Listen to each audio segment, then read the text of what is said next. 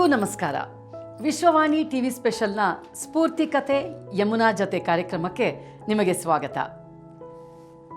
ನಮ್ಮ ಕೆಲಸಗಳನ್ನು ಕೈಲಾದಷ್ಟು ಮಟ್ಟಿಗೆ ನಾವೇ ಮಾಡಿಕೊಳ್ಬೇಕು ಅಂತ ನನ್ನ ತಂದೆ ತಾಯಿಯವರು ಹೇಳಿಕೊಟ್ಟ ಜೀವನದ ಪಾಠ, ನಂತರ ಅದನ್ನು ಮನದಟ್ಟು ಮಾಡಿದ ನನ್ನ NCC ತರಬೇತಿ, ಅದನ್ನು ಪ್ರಾಯೋಗಿಕವಾಗಿ ಅನುಸರಿಸಬೇಕಾಗಿ ಬಂದಂಥ ಅಮೆರಿಕಾ ಜೀವನ ನನ್ನನ್ನು ಸಂಪೂರ್ಣವಾಗಿ ಇಂಡಿಪೆಂಡೆಂಟ್ ಸ್ವತಂತ್ರನನ್ನಾಗಿ ಮಾಡಿದೆ. ಹಾಗೂ ಆ ಜೀವನ ನನಗೆ ಅಭ್ಯಾಸವಾಗಿಬಿಟ್ಟಿದೆ. ಅದೇ ಸಹಜವಾದ ಜೀವನ ಅನಿಸಿದೆ. ಆದರೆ ಇತ್ತೀಚೆಗೆ ಸಾಮಾಜಿಕ ಜಾಲತಾಣದಲ್ಲಿ ಹರಿದಾಡಿದ ಸನ್ನಿವೇಶವೊಂದು ಅದರ ಬಗ್ಗೆ ಯೋಚಿಸುವಂತೆ ಮಾಡಿದೆ. ಸ್ಟ್ಯಾಂಡಪ್ ಕಾಮಿಡಿ ಹೆಸರಿನಲ್ಲಿ ಮನೋರಂಜನೆ ನೀಡುವ ಮಹನೀಯರೊಬ್ಬರು ನಮ್ಮ ಆಟೋ ಚಾಲಕರ ಬಗ್ಗೆ ಬಹಳ ಕೇವಲವಾಗಿ ಮಾತನಾಡಿದ್ದಾರೆ. ಅದು ನನ್ನ ಮನಸ್ಸನ್ನು ಕದಲಿಸಿದೆ. ಕಾರಣ, ನನ್ನ ನಂಬಿಕೆಗೆ ಅನುಗುಣವಾಗಿ ನಿಯತ್ತಿನಿಂದ ಮಾಡುವ ಎಲ್ಲ ಕೆಲಸವು, ಎಲ್ಲ ವೃತ್ತಿಯೂ ಗೌರವಯುತವಾದದ್ದು ಮತ್ತು ಒಂದು ಸಮಾಜವನ್ನು ನಡೆಸಲು ಎಲ್ಲ ವೃತ್ತಿಪರರ ಅವಶ್ಯಕತೆ ನಮಗಿದೆ.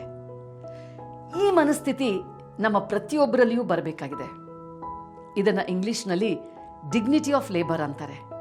ಅಂದರೆ ಕಾರ್ಯದ ಘನತೆ. ಎಲ್ಲ ಕೆಲಸಗಳು ಸಮಾನವಾಗಿ ಮೌಲ್ಯಯುತವಾಗಿವೆ. ಹಾಗಾಗಿ ತಾರತಮ್ಯವಿಲ್ಲದೆ ಎಲ್ಲ ವೃತ್ತಿಗಳು ಗೌರವಿಸಲ್ಪಡಬೇಕು. ಜನರು ತಮ್ಮ ಕೆಲಸದ ಮೂಲಕ ತಮ್ಮ ಮಾನವೀಯತೆಯನ್ನು ಅನುಭವಿಸಲು ಸಾಧ್ಯವಾಗುತ್ತೆ. ನೀವು ಅನೇಕ ಆಟೋ ರಿಕ್ಷಾಗಳ ಮೇಲೆ ನೋಡಿರಬಹುದು, ಗರ್ಭಿಣಿ ಹೆಂಗಸರಿಗೆ ಆಟೋ ಸವಾರಿ ಉಚಿತ ಅಂತ. ಮಾನವೀಯತೆ ಎಲ್ಲದನ್ನು ಮೀರಿಸುವ ಶಕ್ತಿಯನ್ನು ಹೊಂದಿದೆ. ನಾನು ಆಗಾಗ ಆಟೋವನ್ನು ಬಳಸ್ತಿರ್ತೀನಿ. ಅದರಲ್ಲೂ ಹೋಗೋ ಕಾರ್ಯಕ್ರಮಕ್ಕೆ ಲೇಟ್ ಆಗ್ತಾ ಇದ್ರೆ ನಾನು ಆಟೋವನ್ನೇ ಬಳಸೋದು. ನಮ್ಮ ಆಟೋ ಚಾಲಕರಿಗಿರುವ ಸೌಜನ್ಯ, ಮಾನವೀಯತೆ, ಕನ್ನಡಿಗರ ಮೇಲಿನ ಪ್ರೀತಿಯನ್ನು ನಾನು ಯಾವಾಗಲೂ ಶ್ಲಾಘಿಸ್ತೀನಿ. ಒಬ್ಬರಿಗೆ ಮೋಸ ಮಾಡಿ ಹಣ ಸಂಪಾದನೆ ಮಾಡೋದು, ಕಳ್ಳತನ ಲೂಟಿ ಮಾಡಿ ಸಂಪಾದನೆ ಮಾಡೋದು, ವೃದ್ಧ ತಂದೆ ತಾಯಿಯರ ಆಸ್ತಿ ಸಂಪಾದನೆಗೆ ಕೈ ಒಡ್ಡುವುದು ಮುಜುಗರ ಉಂಟು ಮಾಡಬೇಕೇ ಹೊರತು, ಕಷ್ಟಪಟ್ಟು ಸ್ವತಂತ್ರವಾಗಿ ದುಡಿಯುವ ಯಾವುದೇ ಕೆಲಸವನ್ನು ನಾವು ಗೌರವಿಸೋಣ. ನಮ್ಮ ಮಕ್ಕಳಲ್ಲಿಯೂ ನಾವು ಇದೇ ಅರಿವನ್ನು ಮೂಡಿಸೋಣ. ಇತ್ತೀಚೆಗೆ ವಿಶ್ವವಾಣಿ ಟಿವಿಯಲ್ಲಿ ನಡೆದ ನನ್ನ ಒಂದು ಸಂದರ್ಶನದಲ್ಲಿ ನಾನು ಮನೆಗೆಲಸದ ಬಗ್ಗೆ ಮಾತನಾಡಿದಾಗ ಬಹಳಷ್ಟು ಜನ ನಾನು ಸುಳ್ಳು ಹೇಳ್ತಾ ಇದ್ದೀನಿ, ಒಬ್ಬ ಸೆಲೆಬ್ರಿಟಿಯಾಗಿ ತಮ್ಮ ಮನೆಗೆಲಸ ತಾವೇ ಮಾಡಿಕೊಳ್ಳಲು ಸಾಧ್ಯವೇ ಇಲ್ಲ ಅಂತ ವಾದಿಸಿದ್ರು. ಇಲ್ಲಿ ಸ್ಪಷ್ಟನೆ ನೀಡಿ ಬಯಸ್ತೀನಿ. ಮೊದಲಿಗೆ ನಾನು ಒಬ್ಬ ಸಾಮಾನ್ಯ ಮಹಿಳೆ. ಎರಡನೆಯದು, ನನ್ನ ದೇಹದಲ್ಲಿ ಶಕ್ತಿ ಇರುವವರೆಗೂ ನನ್ನ ಎಲ್ಲ ಕೆಲಸಗಳನ್ನು, ನನ್ನ ಮನೆಗೆಲಸಗಳನ್ನು ನಾನೇ ಮಾಡಿಕೊಳ್ಳೋದು ಖಚಿತ. ಮತ್ತು ಅದರಲ್ಲಿ ನಾನು ಹೆಮ್ಮೆ ಪಡ್ತೀನಿ.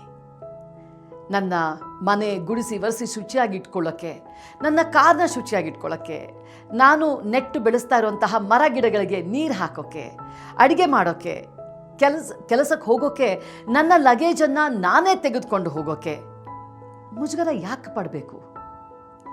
ನನ್ನ ಪ್ರಕಾರ ಆ ಕೆಲಸಗಳು ನಮ್ಮ ಸಾಮರ್ಥ್ಯ ಮತ್ತು ಕ್ರಿಯಾಶೀಲತೆ, ಆಕ್ಟಿವ್ನೆಸ್ಗೆ ಸಂಬಂಧಪಟ್ಟಿರೋದೇ ಹೊರತು ಸೋಷಲ್ ಸ್ಟ್ಯಾಟಸ್, ಸಾಮಾಜಿಕ ಸ್ಥಾನಮಾನಕ್ಕೆ ಅಲ್ಲ.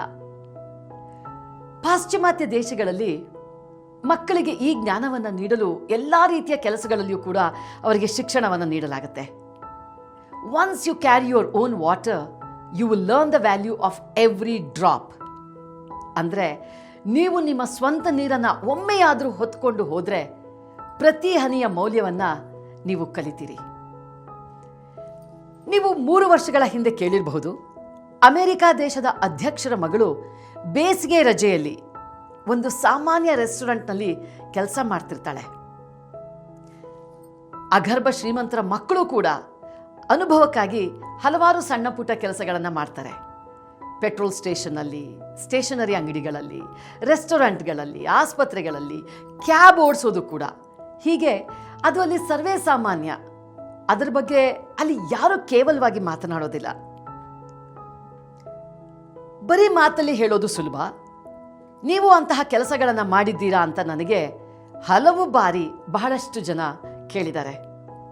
ಉತ್ತರ ಹೌದು, ನಾನೂ ಕೂಡ ಇಂತಹ ಕೆಲಸಗಳನ್ನು ಮಾಡಿದ್ದೀನಿ. ನನ್ನ ತಂದೆಯವರಿಗೆ ಹೊರೆಯಾಗಬಾರ್ದು ಅಂತ ಅಮೆರಿಕಕ್ಕೆ ಹೋಗಲು ನಾನು ಮಾಡಿದ ಸಾಲವನ್ನು ತೀರಿಸೋದಕ್ಕೆ ನನ್ನ ನೃತ್ಯ ಶಾಲೆಯನ್ನು ಸ್ಥಾಪಿಸುವವರೆಗೂ ನಾನು ಅಮೆರಿಕಾದಲ್ಲಿ ಭಾರತೀಯ ರೆಸ್ಟೋರೆಂಟ್ ಒಂದರಲ್ಲಿ ವೇಟ್ರೆಸ್ ಆಗಿ ಕೆಲವು ತಿಂಗಳು ಕೆಲಸ ಮಾಡಿದ್ದೀನಿ. ಬೇಬಿ ಸಿಟ್ಟರ್ ಆಗಿ ಅಂದರೆ ದಾದಿಯಾಗಿ ಕೆಲವು ತಿಂಗಳು ಕೆಲಸ ಮಾಡಿದ್ದೀನಿ. ಅದ್ರ ಬಗ್ಗೆ ಮಾತನಾಡೋದಕ್ಕೆ ನನಗೆ ಯಾವ ಸಂಕೋಚನೂ ಇಲ್ಲ. ಆ ಕೆಲಸಗಳಲ್ಲಿ ನಾನು ವಹಿಸಿದಂಥ ಶ್ರಮ, ಪಡೆದ ಅನುಭವ ಅಮೆರಿಕಾದಲ್ಲಿ ನನ್ನ ನೃತ್ಯ ಶಾಲೆಯನ್ನು ಅತಿ ಯಶಸ್ವಿ ಶಾಲೆಯನ್ನಾಗಿ ಮಾಡಲು ಸಹಾಯ ಮಾಡ್ತು. ಜೀವನ ಒಂದೇ ರೀತಿಯಾಗಿರೋದಿಲ್ಲ, ಏರುಪೇರುಗಳಿರುತ್ತವೆ. ಎಲ್ಲ ಪರಿಸ್ಥಿತಿಗಳಿಗೆ ಹೊಂದಿಕೊಳ್ಳುವ ಗುಣವನ್ನು ಬೆಳೆಸಿಕೊಳ್ಳೋಣ. ಕಷ್ಟಪಟ್ಟು ಸ್ವತಂತ್ರವಾಗಿ ದುಡಿಯುವ ಯಾವುದೇ ಕೆಲಸವನ್ನು ನಾವು ಗೌರವಿಸೋಣ. ನಮ್ಮ ಮಕ್ಕಳಿಗೂ ಇದೇ ಮನಸ್ಥಿತಿಯನ್ನು ನೀಡೋಣ. ಉತ್ತಮವಾದ ಸಮಾಜ ನಿರ್ಮಾಣಕ್ಕೆ ಶ್ರಮಿಸೋಣ. ಇನ್ನೂ ಹೆಚ್ಚಿನ ಅನುಭವಗಳನ್ನು ನಿಮ್ಮೊಂದಿಗೆ ಹಂಚಿಕೊಳ್ತೀನಿ ವಿಶ್ವವಾಣಿ ಟಿವಿ ಸ್ಪೆಷಲ್ನಲ್ಲಿ. ಧನ್ಯವಾದಗಳು.